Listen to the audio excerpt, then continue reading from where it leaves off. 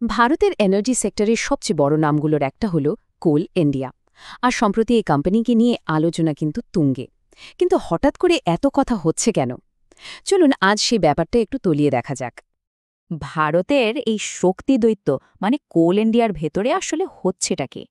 এমন কিছু রেজাল্টস সামনে এসেছে যা অনেক বিনিয়োগকারীর কপালেই কিন্তু চিন্তার ভাঁজ ফেলেছে। চলুন আমরা সেই সংখ্যাগুলোর পেছনের আসল গল্পটা জানার চেষ্টা করি। শুধু এই একটা সংখ্যা দেখুন, -20.2%। হ্যাঁ, এই একটা সংখ্যাই কিন্তু পুরো আলোচনার কেন্দ্রবিন্দুতে। তো এই যে বিশাল পতনটা, এটা হয়েছে কোল ইন্ডিয়ার নেট লাভে, মানে লাভের অঙ্কে, তাও আবার গত বছরের তুলনায়। কিন্তু এই সংখ্যাটা আমাদের ঠিক কি বলছে? আসুন এর অর্থটা একটু সহজ করে বোঝার চেষ্টা করি। তার আগে একবার মনে করে নেওয়া যাক কোল ইন্ডিয়া আসলে কতটা বড় একটা কোম্পানি। এটা শুধু ভারতের নয়, গোটা বিশ্বের সবচেয়ে বড় সরকারি কয়লা উৎপাদক। ভাবা যায় আমাদের দেশের প্রায় ৮২% কয়লা একা এদের হাত ধরেই আসে। মানে পাওয়ার প্ল্যান্ট থেকে শুরু করে স্টিল বা সিমেন্ট ফ্যাক্টরি, সব কিছুর পেছনেই এর একটা বড় ভূমিকা আছে। আচ্ছা, তাহলে চলুন সরাসরি সেই কোয়ার্টারের রেজাল্টের দিকেই তাকানো যাক, যেখান থেকে এত আলোচনার শুরু।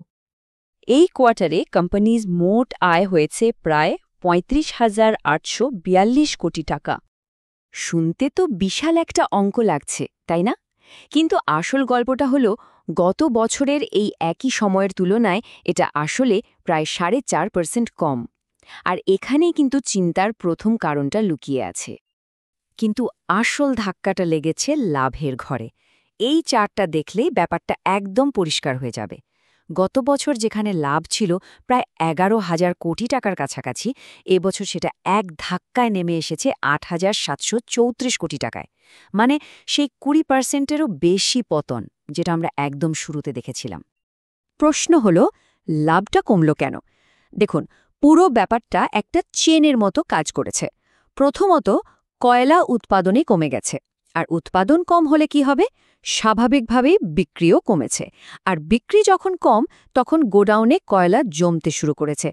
এই তিনটে জিনিস মিলেই কোম্পানির ফিন্যান্সিয়াল হেলথের উপর একটা বড় চাপ তৈরি করেছে। তো এটা তো গেল কোম্পানির ভেতরের কথা, কিন্তু স্টক মার্কেটে কি হচ্ছে? শেয়ারটা নিয়ে ইনভেস্টররা কি ভাবছেন? টেকনিক্যাল চার্টগুলো কিন্তু বেশ মজার একটা দড়ি টানাটানির খেলা দেখাচ্ছে। ব্যাপারটা বেশ মজার। একদিকে কিছু শর্ট টার্ম ইন্ডিকেটর বলছে স্টকটা কেনা যেতে পারে, দাম বাড়তে পারে।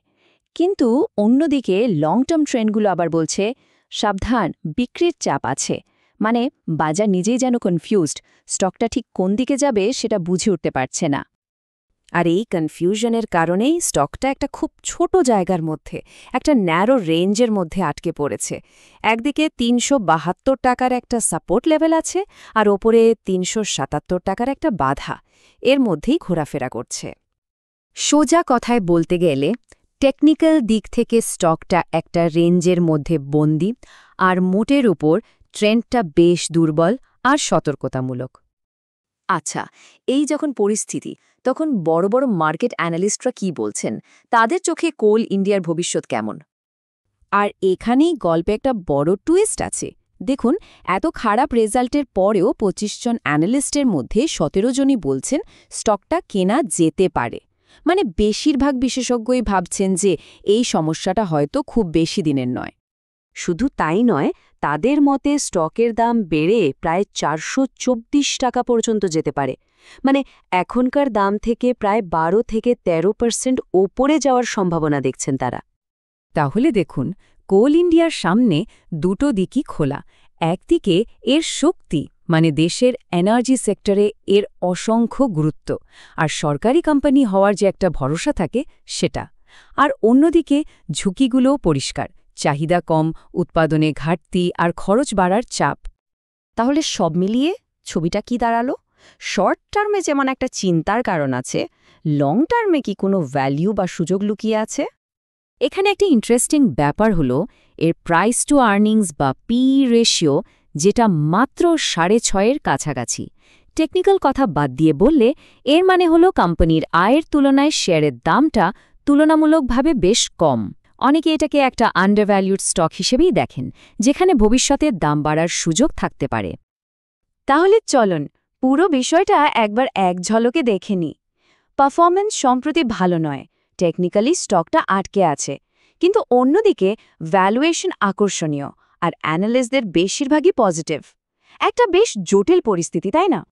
তাহলে আসল প্রশ্নটা এটাই, কোল ইন্ডিয়া কি একটা ঘুমন্ত দৈত্য যা একটা সাময়িক খারাপ সময়ের মধ্যে দিয়ে যাচ্ছে, নাকি এই খারাপ ফলাফলগুলো আসলে ভবিষ্যতের কোনো বড় চ্যালেঞ্জের দিকে ইশারা করছে? উত্তরটা হয়তো সময় দেবে।